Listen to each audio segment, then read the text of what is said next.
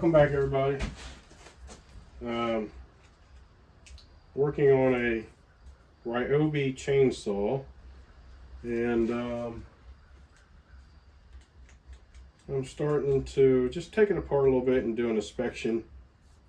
I did get it to fire up by spraying fuel into it. It seems to have really good compression, so I don't think we have a problem there, but I still want to do an inspection on it. In order to get the carb out though, and so you can disconnect the throttle linkage, they have these little tubes here. These little tubes slide through the carb body and into this intake adapter here. So you want to slide those out. That'll give you a lot more freedom with the carburetor itself. And I should be able now to lift this carb up in such a way that I can remove it from the throttle linkage. So that's what we're going to try. I need to get this one fuel hose off over here.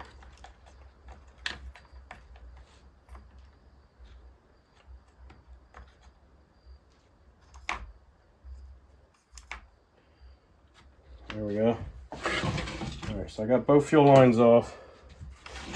Now, I should be able to lift up on this side, just like that. There we go. We raised it right off of the throttle linkage.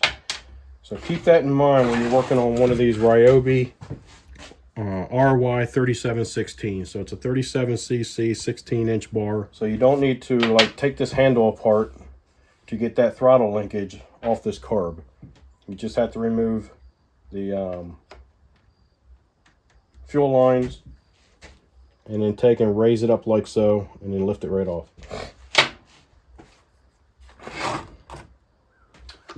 One of the things, so if you just wanted to pull the carburetor out and carburetor out only and leave this top cover on, you would have to loosen up the bolts on the carb, and then the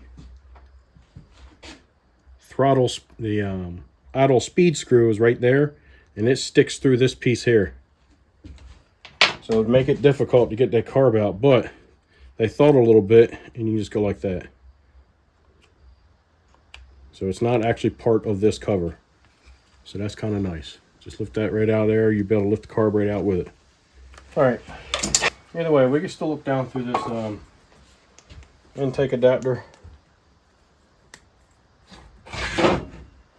And we can take a look at this piston and cylinder. So one thing I do notice is that this cylinder is an offset, because the connecting rod is not right in the middle of the intake. It's more to the PTO side of the intake. But that part of the cylinder is very nice. Seems to be very clean. And I see a lot of crosshatch, so I think we're good there. The piston is pristine. You can still see all the machine marks on it. So everything looks good on the intake side.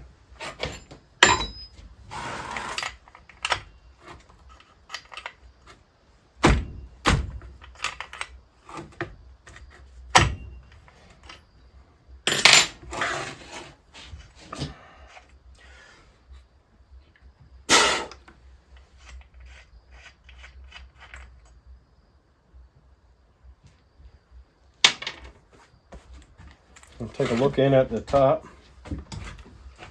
through the spark plug. You got some carbon buildup in the top here, so the cylinder could use a little cleaning. Pistons all the way down. Ooh. What just come out and play?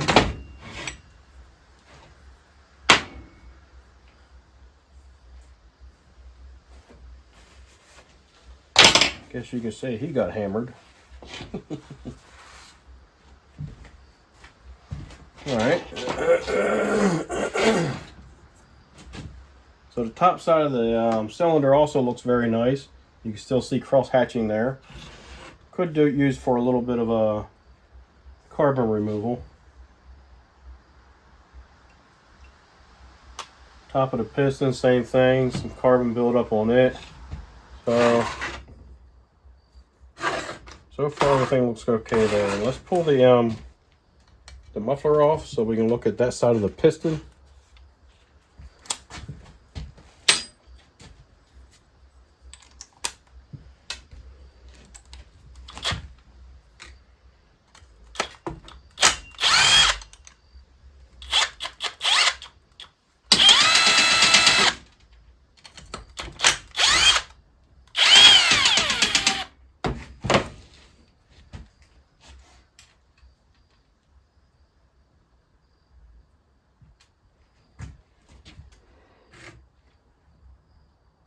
This little guard here has also got a screw in the side here.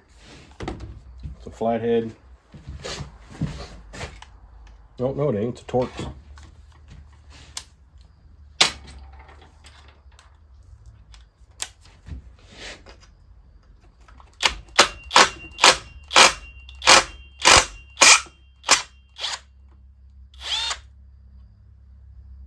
Yep, I had a little bit of a red Loctite on that.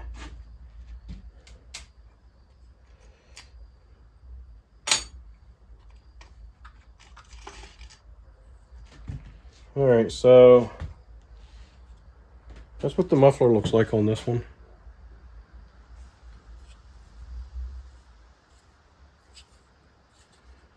And it breathes out through there.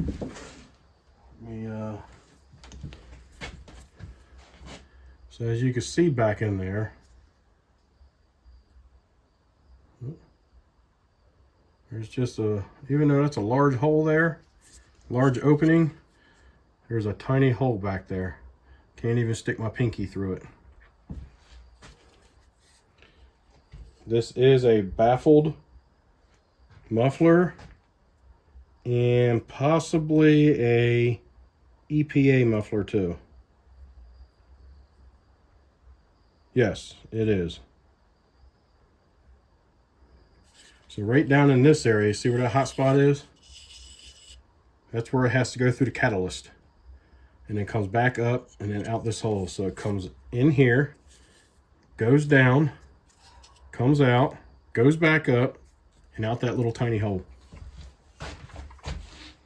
You won't have to do all that when I get done with it. All right.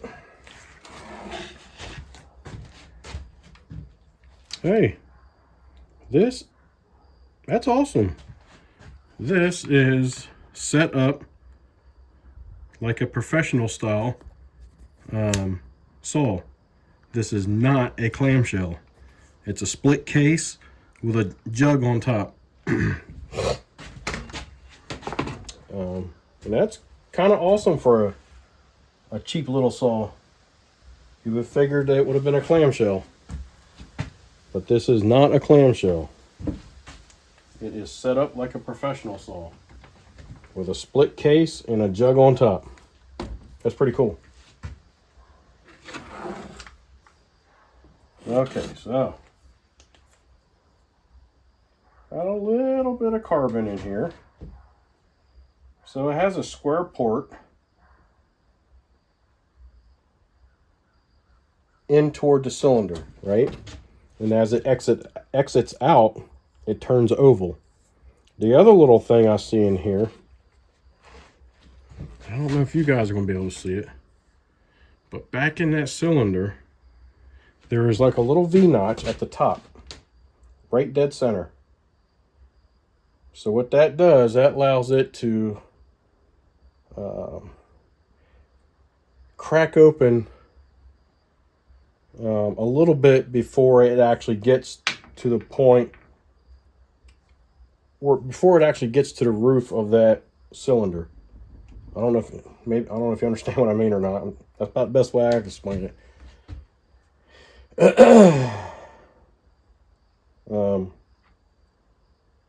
And I see people do that because this exhaust roof is literally straight across the top. and they put that little V-notch right in the middle of it so that it just cracks open ever so slightly before it actually comes across the top of that cylinder port. So right there it starts to crack open, which is in the top of that V-notch. Right there, which is probably, I don't know, maybe 4 or 5 degrees, it finally starts to open the entire width of that exhaust port. So that's kind of neat. But this side of the piston is pristine also. You can see all the machine marks in it.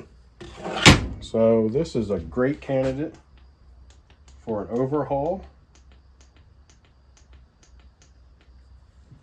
And because I won't have to do a whole lot to it, I don't think.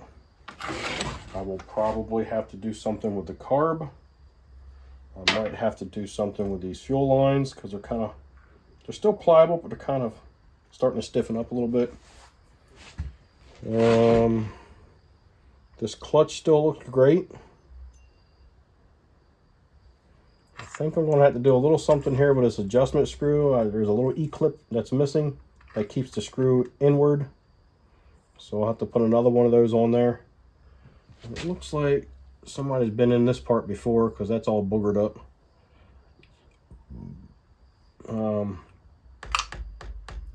This is some sort of aluminum or maybe magnesium split case. And so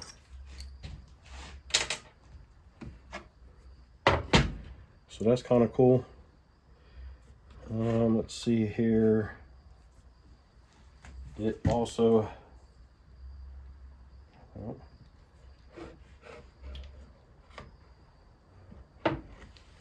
yep, right there. This does have an adjustable oiler. So that's kind of nice. Although this is a small cc's, it's only 37 cc's, which would normally have a clamshell. They actually put some time and I would say money into this and made it into based off of a professional saw with the split case and jug on top with an adjustable oiler. So we'll have to get this thing fired up and test the oiler, make sure it's doing what it's supposed to be doing.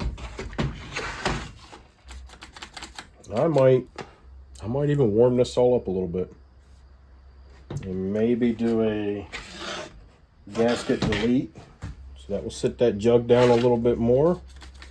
I might have to do a little something here because when I set the jug down, that's going to misalign my bolt holes there, and which that shouldn't be too big of a deal to fix or to take care of. Yeah, I think this could be a fun saw.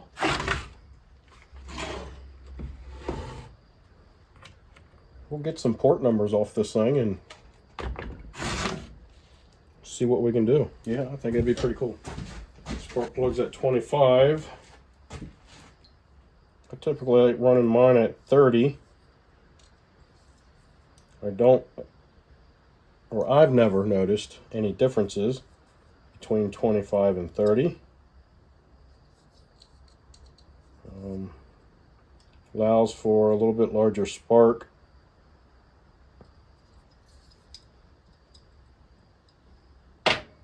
And that's the way I like to run mine. Most of your small stuff like chainsaws and trimmers, most of that little small two-stroke stuff is recommended for 25, but I would say the past 2 years maybe 3, I've been running stuff at 30. No issues whatsoever, and nothing that I can really tell any difference in either. All right.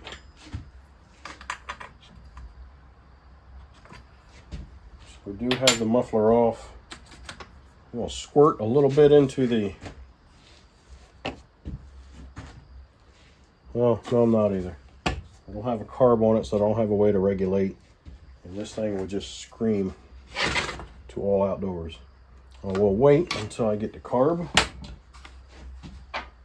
opened up and inspected. And I also want to do something with my exhaust. So while we're right here, while we got the carb right here, let's take a quick look inside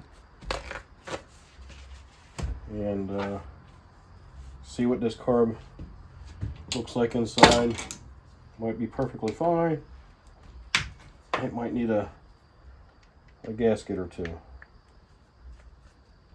but we will soon find out.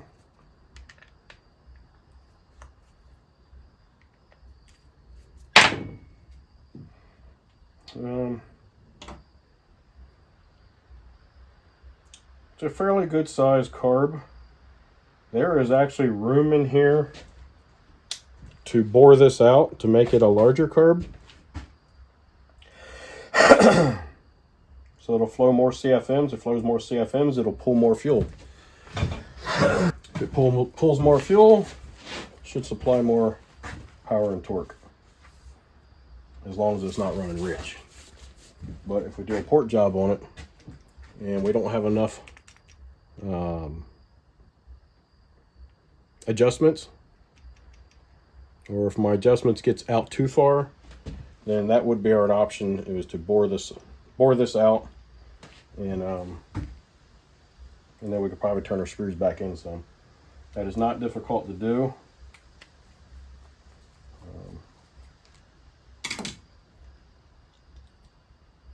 I could show you guys how to do that one day. So it's not too difficult. You just have to take note of a couple things when you do it, so you know where to put them back at. There's a little bit of dried up debris in here. We're going to leave it dried up, and we're going to break it up. If I get it wet, it'll just dig right into that screen and make it harder to get out. But this side of the carb looks beautiful. Screen is clean now. We can actually put this back together. There's nothing wrong with this gasket and that fuel pump. So that side's good to go. This is a off-brand. It is a brand you do see though, but it's not a Walbro or Zama. And I do not know how to pronounce that, but it's Ruixing, whatever that spells. Sometimes the pump or the diaphragm from a Walbro or Zama will actually fit these. I've never really looked to see if you can actually get kits for these. You probably can, but I don't know that for sure. But it's just it's not a no-name brand, it's just an off-brand. All right, so our diaphragm is crispy. And I might have one. Let's pop this off of here and see if it's the long stem or the short stem. And it's the long stem. The stem that I'm talking about is that little button in the middle, so a long button or a short button. It's possible I might have that. Like I said before, sometimes the Zama parts or Walbro parts, can't remember which, will actually fit these. Alright, that's rounded. I need a square one, not a rounded one. When I say rounded, this is what I mean. It has bolts at 3 corners, and this corner is rounded. But that does have the tall button, or yeah, the long button on it. So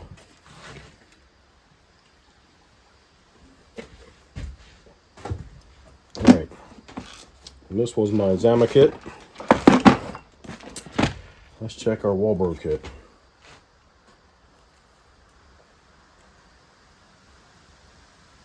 Hot diggity dog, look at that. There we go.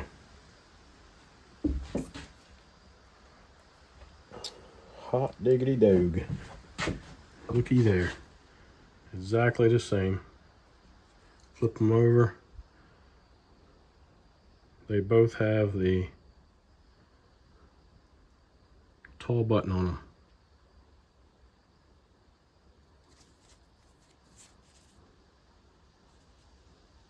All right, so I do have exactly what we need.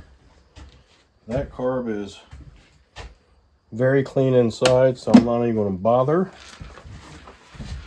to do any cleaning on it. I'll take one more look here. Yep, that thing is, this side's beautiful also. Now what I am going to do, I'm not going to pull that needle valve to make sure it's any good or not. Like we talked about before, a good needle valve should have that silver coating on it.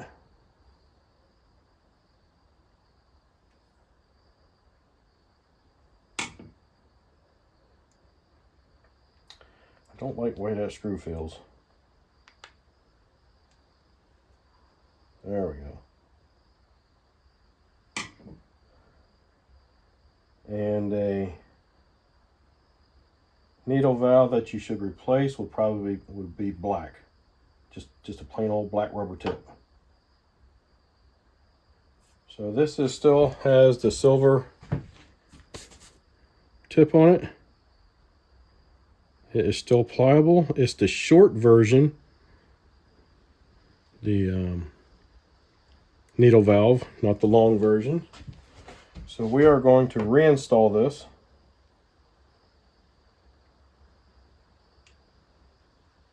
And we are going to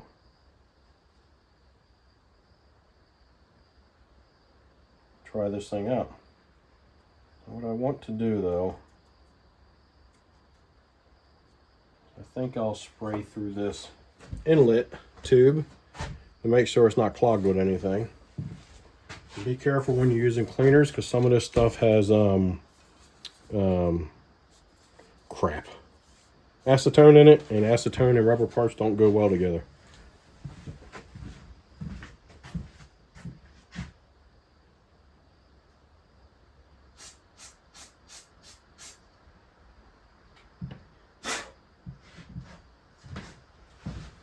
If you do get this cleaner on something that will swell rubbers, what I do to neutralize it really quick is I'll spray it with oil, and that seems to prevent the swelling of the rubber if you do get some sort of cleaner on it that has acetone in it or something. I have had very good luck with that. If you let it sit too long without neutralizing it, it will swell the rubber. And I just use some type of oil or water would do the same thing, but I'd rather not put water on something like this. I just spray a little bit of oil on it. All right. We'll drop our needle valve back in, and we will drop our arm back in. There we go. In one smooth swoop, we are back together.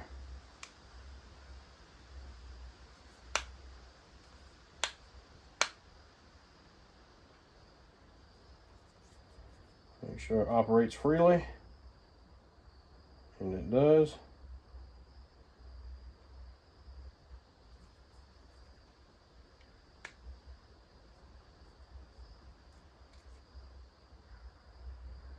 Okie dokie. There's that. Now we can install our new diaphragm. The other thing you want to do too is take note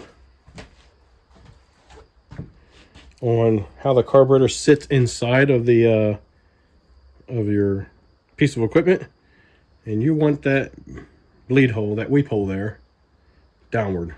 It does two things. It allows for atmospheric pressure to move in and out of that hole as needed, because if you didn't have that hole there, this diaphragm would not be able to fluctuate because it would have pressure on both sides. And then two, if this diaphragm gets a hole in it, it'll weep out that hole, the fuel will. So I believe this went in